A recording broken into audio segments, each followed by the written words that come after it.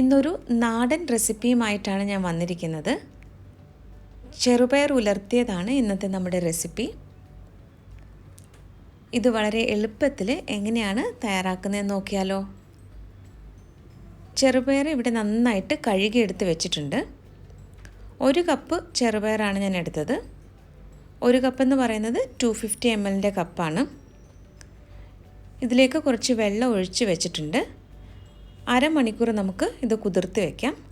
അതിനുശേഷം ഒരു പ്രഷർ കുക്കറിൽ ഇത് വേവിച്ചെടുക്കണം. ഇപ്പോൾ അരമണിക്കൂർ കഴിഞ്ഞിട്ടുണ്ട്.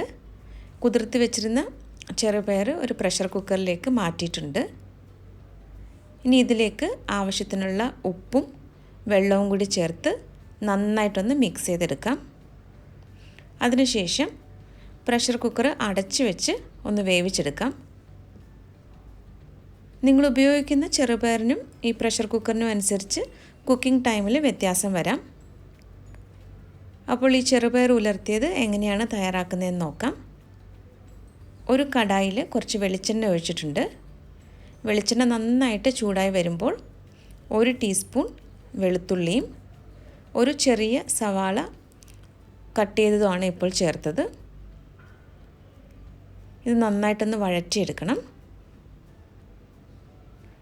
സവാളയ്ക്ക് പകരം ചെറിയ ഉള്ളി ഉണ്ടെങ്കിൽ അത് ഉപയോഗിക്കാം.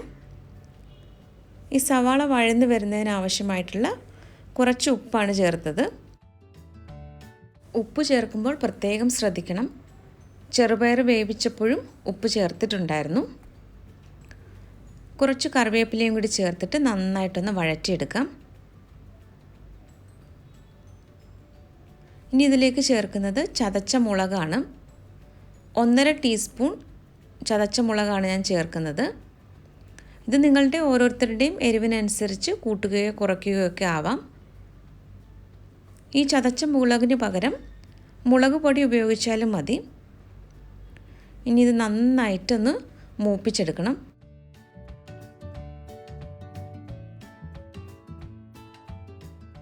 ഇതിപ്പോൾ പാകത്തിന് മൂത്ത് വന്നിട്ടുണ്ട്. ഇനി ഇതിലേക്ക് നമുക്ക് വേവിച്ച ചെറുപയർ ചേർത്ത് കൊടുക്കാം.